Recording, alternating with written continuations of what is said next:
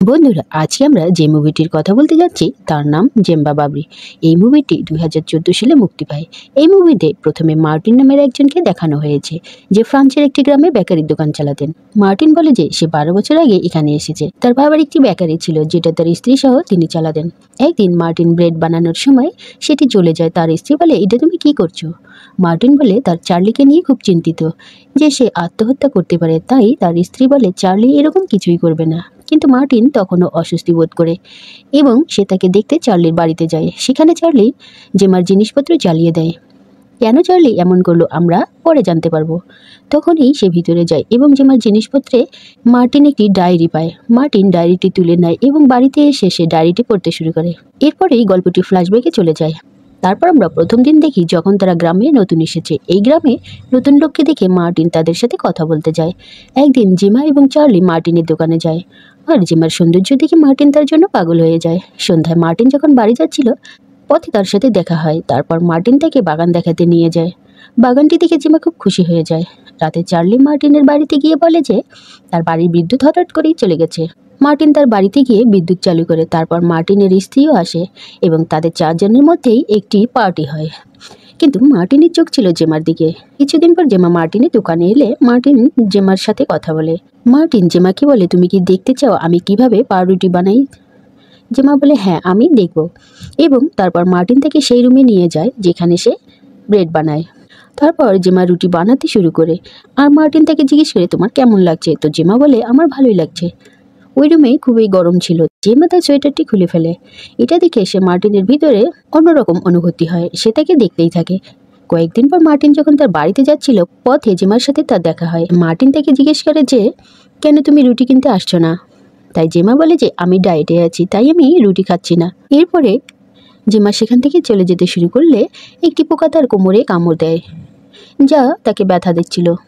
সে মার্টিনকে সাহায্যের জন্য ডাকে। তাই মার্টিন তাকে বলে যে একটি বিষাক্ত পোকা তার কোমরে কামড় দিয়েছে, তার বিষ চুষে ফেলতে হবে। তো জেমা তাকে বিষ তুলতে বলে।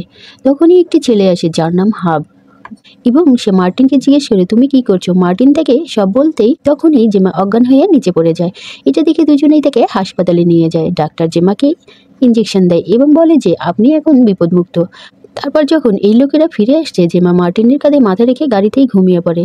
এতে মার্টিন খুব খুশি হয়। পরের দিন যখন মার্টিন তার দোকানের বাইরে দাঁড়িয়েছিল, সে জেমা এবং হার্পকে একে অপরের সাথে কথা বলতে দেখে এবং মনে করে যে শীঘ্রই তারা একটি সম্পর্ক শুরু করবে।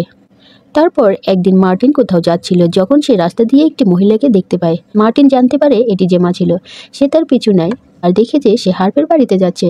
মার্টিন মনে করে জেমা হার্পের সাথে মদ খেতে যেছে। এই রাতেই মার্টিন জেমার বাড়িতে রাতের খাবারের জন্য যায়।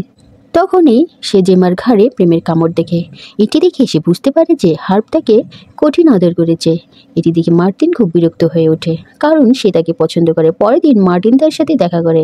তারপর হার্প তাকে বলে যে সে তার পড়াশোনায় মনোযোগ দিচ্ছে না। তাই মার্টিন তাকে তার বান্ধবীকে ফোন করতে বলে, যাতে সে তাকে পড়াশোনায় সাহায্য করতে পারে। কিছুক্ষণ পর হার্প জেমাকে তার বাড়িতে আমন্ত্রণ জানায় এবং মার্টিন তাদের গোপনে দেখছে। জিমা হার্বের সাথে ইন্টিমেট হচ্ছে, আর মার্টিন এখন পুরোপুরি নিশ্চিত যে জিমা এবং হার্বের সম্পর্ক আছে। ব্যাপারটা চলতেই থাকে। কয়েকদিন এভাবেই কেটে যায়। তারপর একদিন জিমা মার্টিনের দোকানে ব্রেড কিনতে আসে এবং সে দোকানে এক টুকরা ব্রেড ভুলে রেখে যায়। তাই মার্টিন থেকে সেই ব্রেডের টুকরা দিতে বাড়িতে যায়, কিন্তু মার্টিন সেখানে কিছু শব্দ শুনতে পায় এবং যখন সে জানালার ভিতরে তাকায়, জেমা এবং হার্ব ভিতরে ইন্টিমেট হচ্ছে। জেমা হার্বকে আই লাভ ইউ বলে। এটি শুনে মার্টিন খুব রেগে যায়। পরদিন জেমা আবার হার্বের কাছে আসে তার পিপাসা মেটানোর জন্য, কিন্তু সেই সময় জেমার হাতে লেগে হার্বের মায়ের একটি মূর্তি ভেঙে যায়। জেমা বলে সে মূর্তিটি তার স্বামীকে দিয়ে মেরামত করে দেবে এবং যাওয়ার সময় সে বলে যে আমাদের চুপ করে লন্ডনে যেতে হবে। হার্বের মা যখন বাড়িতে আসে, সে তার মূর্তিটি খুঁজে পায় না। তাই হার্ব থেকে বলে যে মূর্তির উপর একটি আঁচড় ছিল, তাই সে এটি ঠিক করার জন্য কাজের একজনকে দিয়েছে। অন্যদিকে জেমা একটি হালকা বার্তা পায় যে আমি তোমার সাথে লন্ডনে যেতে পারবো না। এটা জেনে তার খুব মন খারাপ হয় এবং সে কাঁদতে কাঁদতে বাড়ির দিকে চলে যায়। চার্লিও জেমার প্রতি সন্দেহ করতে শুরু করে, কারণ জেমা চার্লির দিকে এখন মনোযোগী দেয় না, সে তাকে সময় দেয় না। তাই সে রাগ করে লন্ডনে চলে যায়। কয়েকদিন পরেই জেমার সাথে দেখা করতে তার এক্স প্রেমিক আসে, তার নাম পেট্রিক। তারপর মার্টিন দেখতে পায় জেমা এবং পেট্রিক মিলে রাস্তায় কিস করছে এবং বুঝতে পারে যে জেমা হলো 1 নম্বরের টহলদার মেয়ে। পরের দিন পেট্রিক আবার জিমের বাড়িতে আসে এবং তারা দুজনেই কথা বলার সময় চার্লি তার বাড়িতে আসে। সে যখন বাড়ির ভিতরে যায় আর দৌড়ে বেরিয়ে আসে এবং মার্টিনকে সাহায্যের জন্য ডাকতে থাকে। বাড়ির ভিতরে গেলে মার্টিন জেমার মৃতদেহ দেখে হতবাক হয়ে যায়। তারপর পুলিশ সেখানে এসে জেমার লাশ পোস্টমর্টমের জন্য নিয়ে যায়। তারপর রাতেই পোস্টমর্টমের রিপোর্ট আসে। এটি প্রকাশ করা হয়েছে যে জেমার গলায় রুটি ফেঁসে যাওয়ার কারণে তার মৃত্যু হয়েছে। তারপর মার্টিন চার্লিকে এই কথা বললে তখন চার্লি বলে যে জেমার মৃত্যু তার গলায় রুটি আটকে যাওয়ার কারণে হয়নি, এটি আমার কারণেই হয়েছে। কারণ আমি বাড়িতে গিয়ে দেখি পেট্রিক জিমের সাথে ইন্টিমেট হচ্ছে। এটি দেখে আমি মনে করলাম যে সে জিমের উপর জোর করছে, তাই আমি পেট্রিকের সাথে মারামারি শুরু করি। তখনই পেট্রিক সেখানে এসে তাদের বলে যে জেমা যখন রুটি খাচ্ছিল তখন আমি পিছন থেকে এসে তাকে কিস করতে শুরু করি, এর কারণে তার গলায় রুটি আটকে যায়।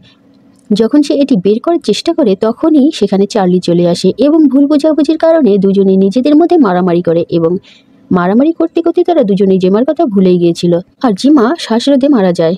এখানে ফ্ল্যাশব্যাক শেষ হয়। তারপর মার্টিনের ছেলে আসে এবং সে জানায় যে একজন রাশিয়ান দম্পতি আমাদের এখানে থাকতে এসেছে। একথা শুনেই মার্টিন তাদের সাথে দেখা করতে যায় আর মুভিটি এখানেই সমাপ্তি ঘটে।